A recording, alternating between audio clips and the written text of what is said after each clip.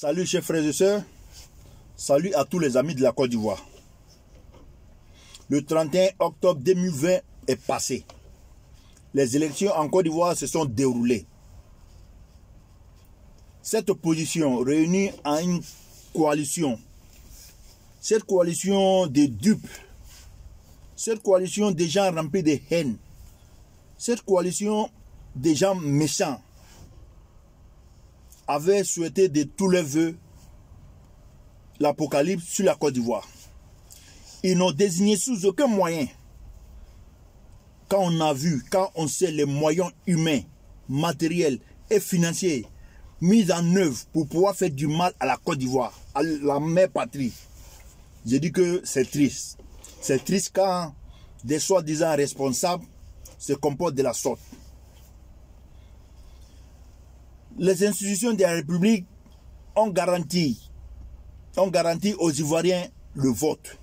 Et le vote a eu bel et bien lieu. Aujourd'hui là, ces individus mal intentionnés, ces individus méchants viennent nous parler de une transition civile. Ils ont même formé un gouvernement. Je crois que c'est triste. C'est triste en même temps ridicule parce que quel est ce fondement? Quel est le fondement de ce gouvernement-là? Il se base sur quoi? Qu'est-ce qui lui donne cette possibilité-là? Qu'est-ce qui lui donne ce pouvoir-là? Nous savons très bien que pour faire une transition, généralement en Afrique, ce sont les coups d'État. Dans certains pays, ce sont des vacances de la présidence. La Côte d'Ivoire n'est dans un cas ni de l'autre. Non? Ces gens assoiffés de pouvoir, méchants, prêts à brûler la Côte d'Ivoire pour régner. Aujourd'hui là, forment un gouvernement qui ne dit pas son nom. Avant de commencer, ils trouveront le peuple ivoirien sur le chemin. Le peuple ivoirien est prêt à faire front à toute manœuvre de distraction, parce que ça, c'est une manœuvre de distraction. Les élections ont eu bel et bien lieu. Un président est élu et même proclamé provisoirement, nous savons. Mais les Ivoiriens, en temps venu, feront valoir leur voix. Ça, nous sommes prêts pour ça. Nous sommes prêts pour ça. Et voilà. On nous dit des personnalités ont été nommées. Vous savez, dans une association, d'abord, nous commençons par la désobéissance civile qu'ils avaient lancée, ou d'abord par le boycott même des processus. Ensuite, par le meeting qui n'a rien donné. Après, ils sont revenus par la désobéissance civile. Après, on dit le boycott actif. On nous dit que c'est pacifique. Mais quand on voit les images que nous avons, on ne peut pas nous dire que c'est pacifique.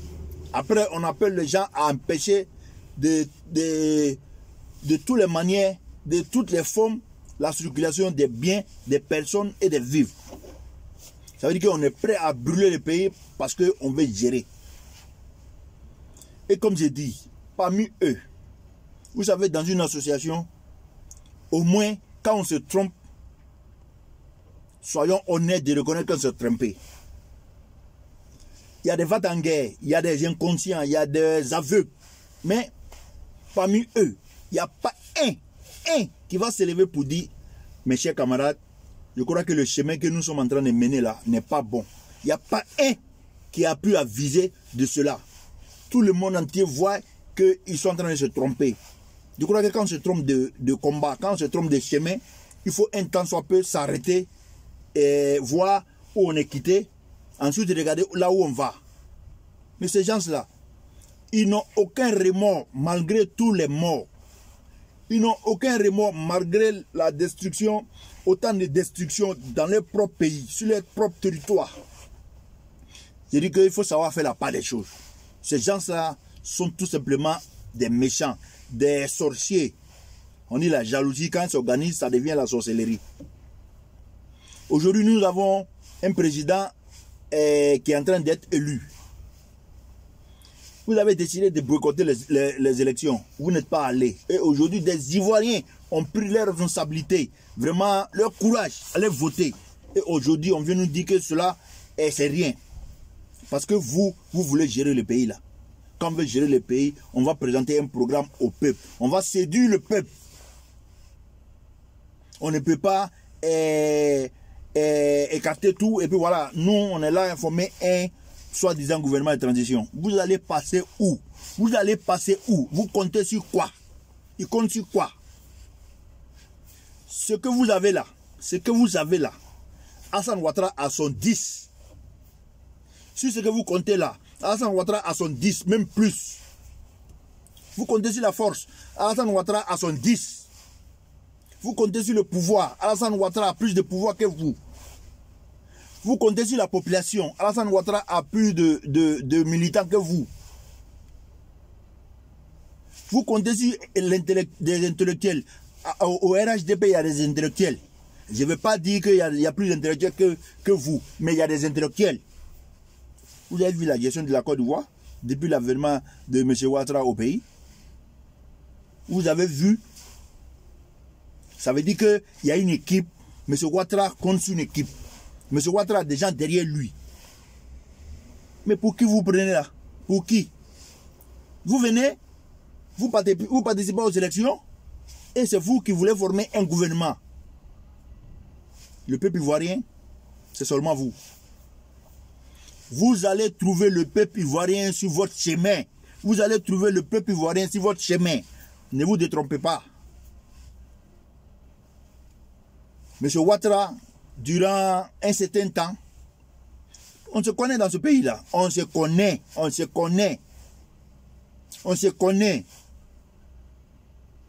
Vous comptez sur quoi? Il compte sur la population. Comme j'ai dit, M. Alassane Ouattara, il a son 10 derrière lui. Vous comptez sur la force, il a son 10. Il est plus fort que vous. Il a plus de pouvoir que vous. Il est plus intelligent que vous. À voir comment la Côte d'Ivoire s'en va.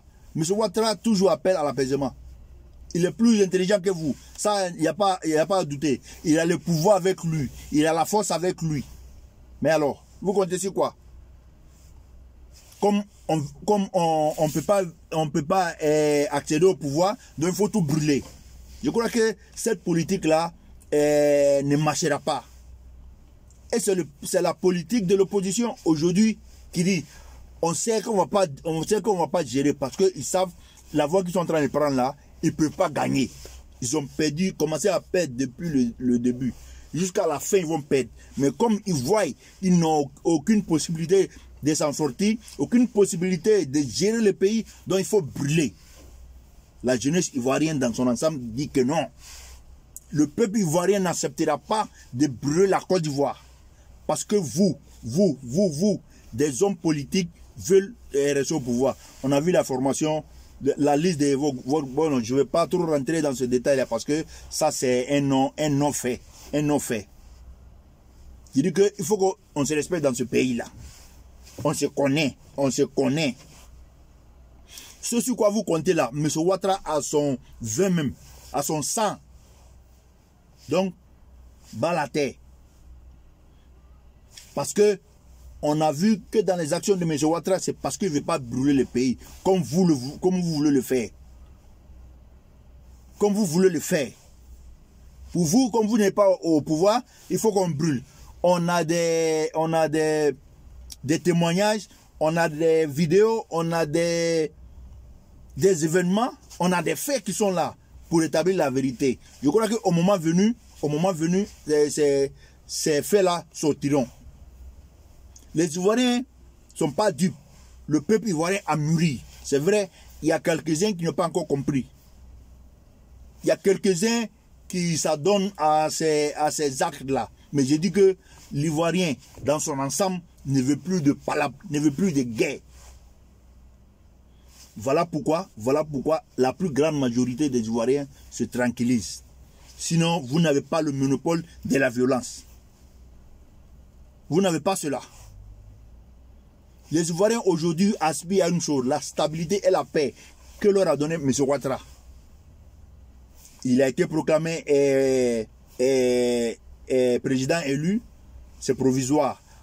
On suppose que la Cour, le Conseil constitutionnel va confirmer son élection. Vous avez encore le temps de rentrer dans cette république-là. Chacune des Ivoiriens, chaque Ivoirien a sa place dans cette république-là. Mettons bas la terre, pensons à la construction de la Côte d'Ivoire, pensons surtout à l'avenir de nos enfants. Je me demande si ces responsables-là, si ces opposants-là, se sont une fois assis pour penser, mais on a des enfants. Non. On nous dit que les enfants sont ailleurs. Ils vont rester là-bas. Et nous, nos enfants sont en Côte d'Ivoire. C'est leur pays. Donc, vous avez encore le temps. Si vous n'avez pas encore pensé à cela, qu'il y a des enfants en Côte d'Ivoire qui aspirent à grandir, qui aspirent à étudier, qui aspirent à se soigner, qui aspirent à grandir dans une atmosphère saine, dans un environnement sain, commencez à penser à cela. Ne pensez pas à vous, pensez aux enfants, pensez aux jeunes qui ont beaucoup à apporter. Si vous, on vous avait pas laissé grandir, vous ne serez pas aujourd'hui en train de revendiquer des Porsche. La Côte d'Ivoire est aujourd'hui un paradis.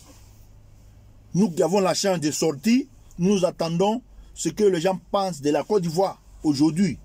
Et on sait ce que les gens pensaient hier. Du chemin est fait. Il y a encore beaucoup qui reste à faire. Mais la Côte d'Ivoire est sur la bonne voie.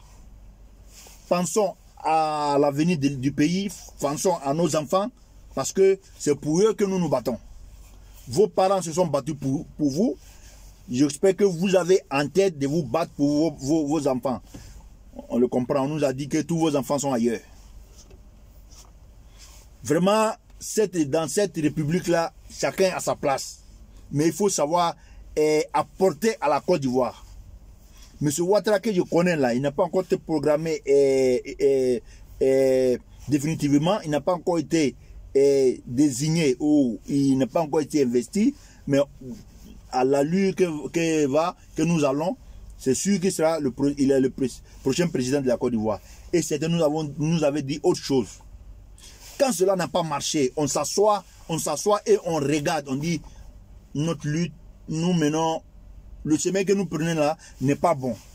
Mais aucun parmi eux, un temps soit peu s'est assis ou appeler un de ses camarades, chers camarades, je crois que nous n'allons pas bien.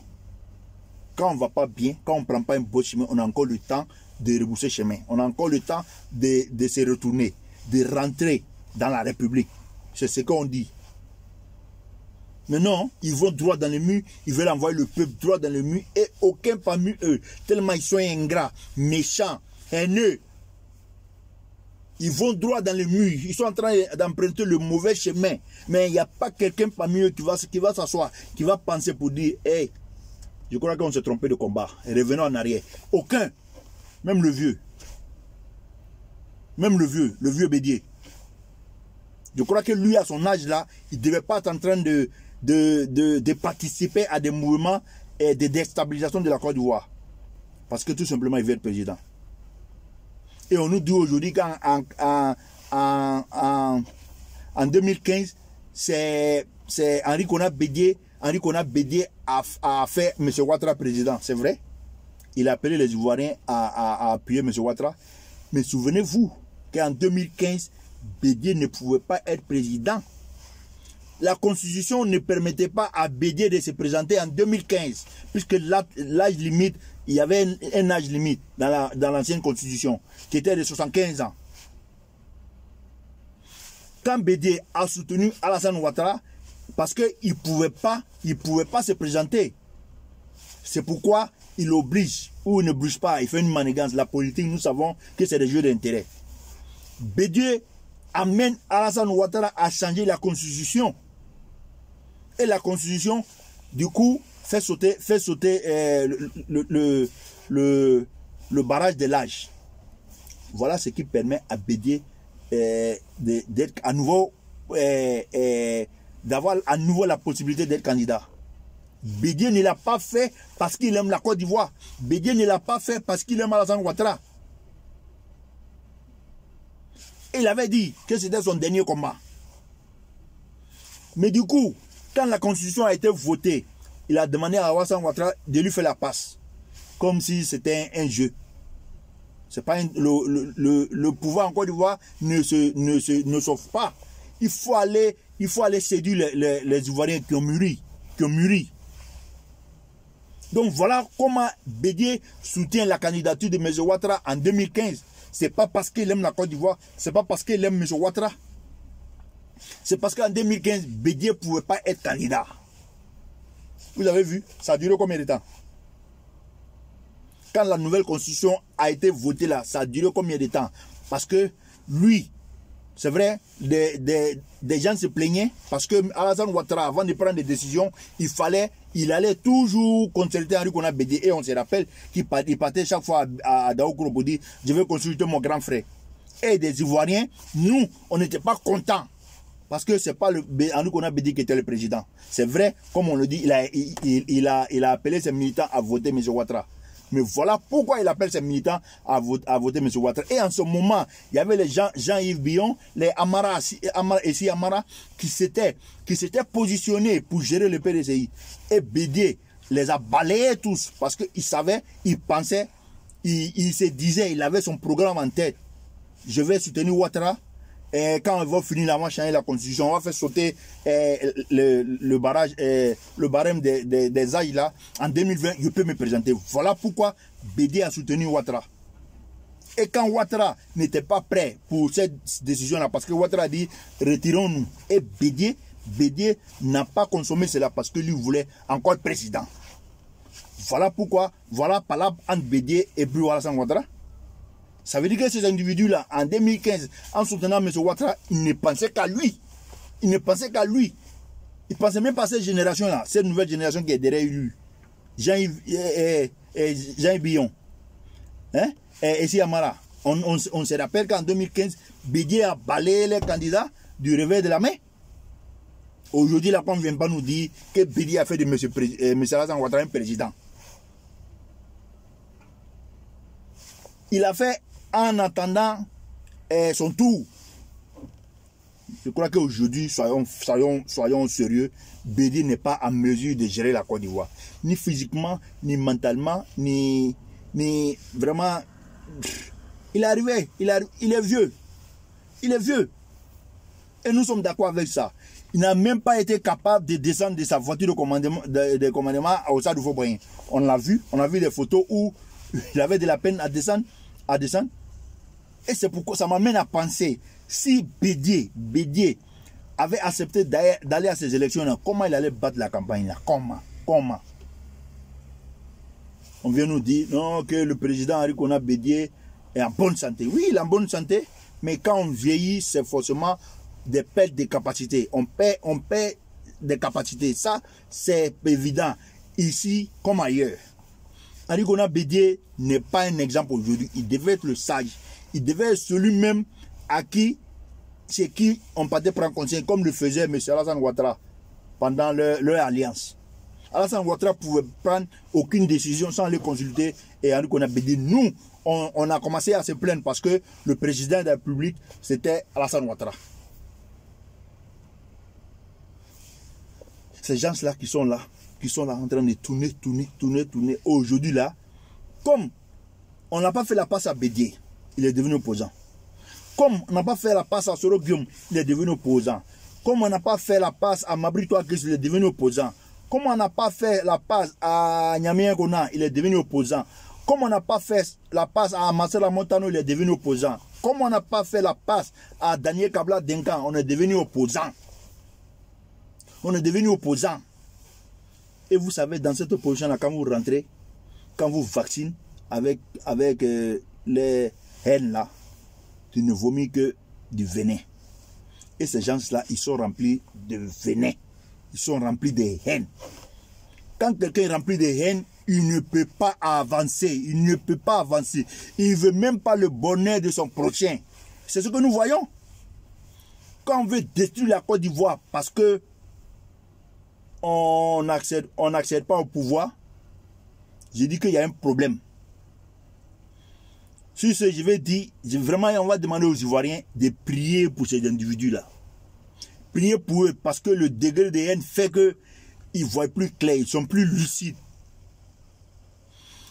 Je ne parle même pas de la scène politique. Dans la vie même là, quand quelqu'un est rempli de haine, il ne peut pas réussir. Il ne peut pas réussir. Quand tu ne veux pas le bien de l'autre, c'est sûr que toi-même là, tu ne peux pas avoir de bien. Ça, c'est sûr. C'est clair. Et nous avons des preuves.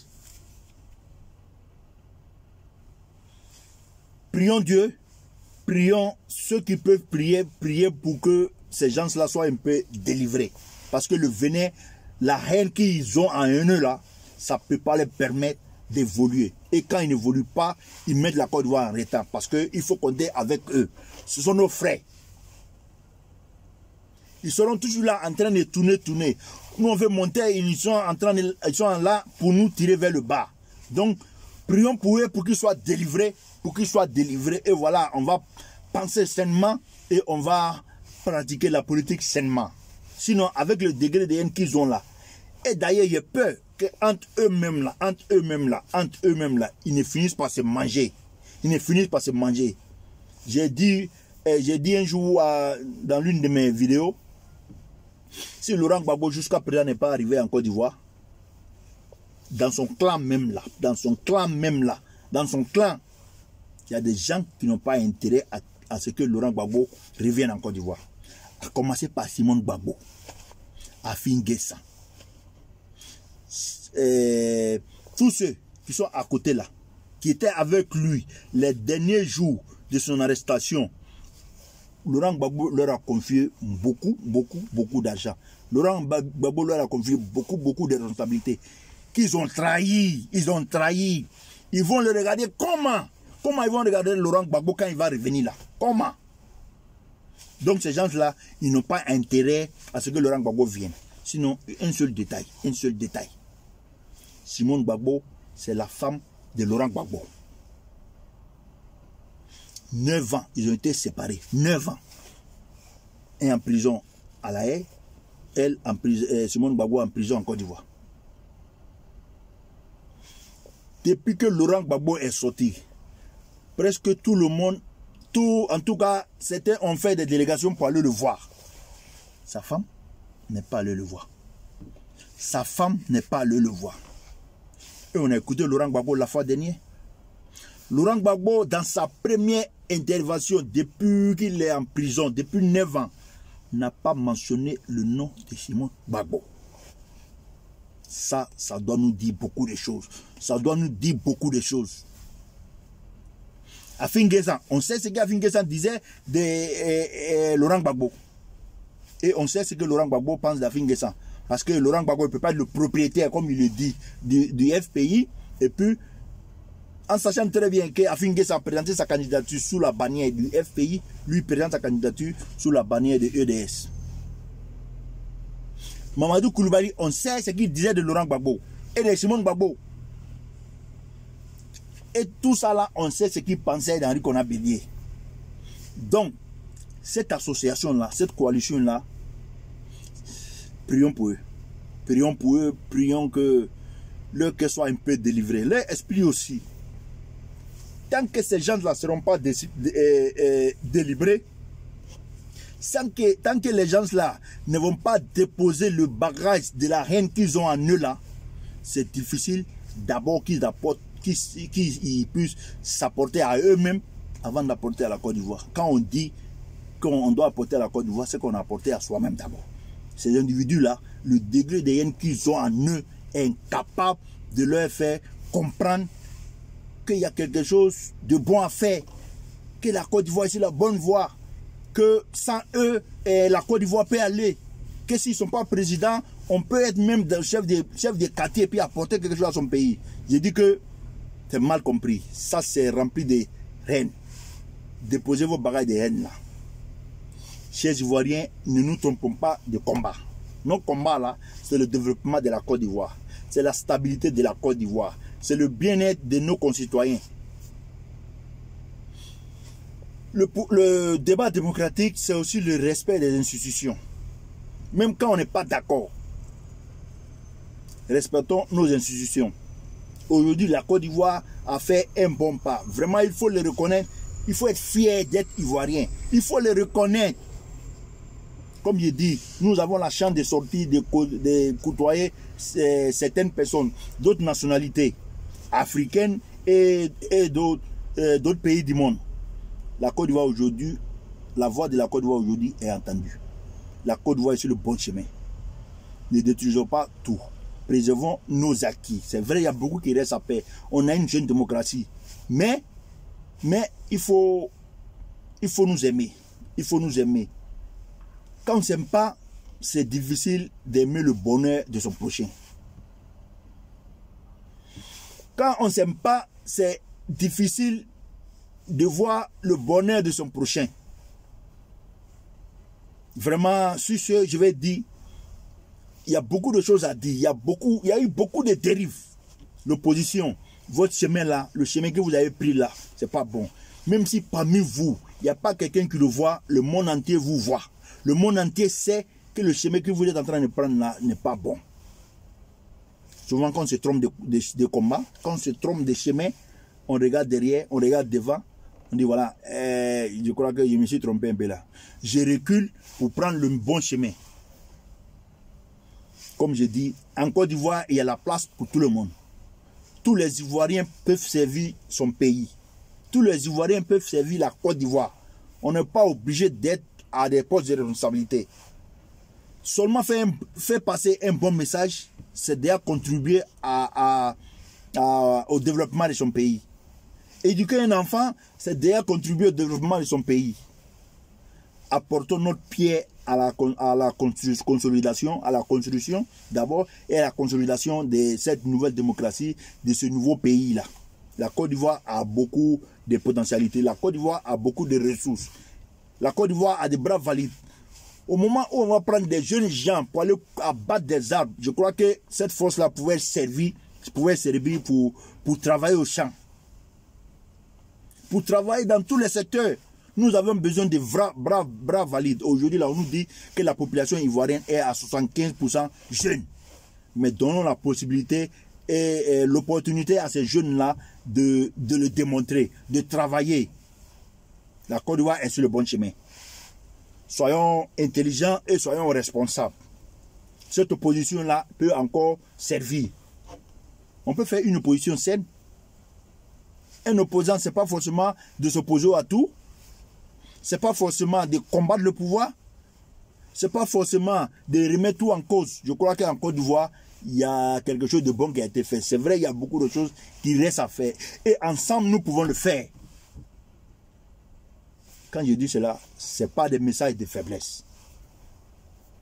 Donc, vraiment, j'exhorte les uns et les autres à penser à l'avenir de nos enfants surtout et au bien-être de la Côte d'Ivoire.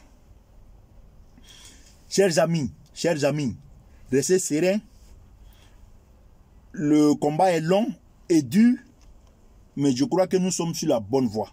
Nous sommes sur la bonne voie et nous avons beaucoup à apporter à la Côte d'Ivoire.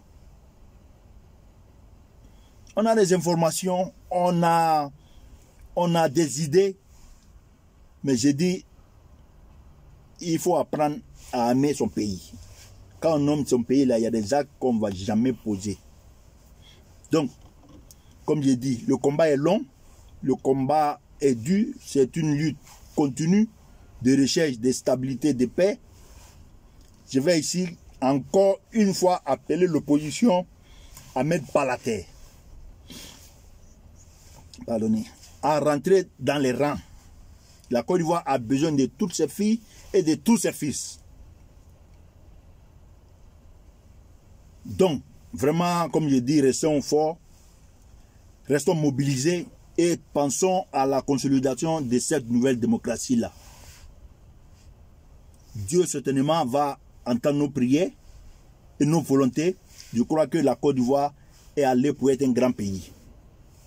Soyons forts, que le combat continue.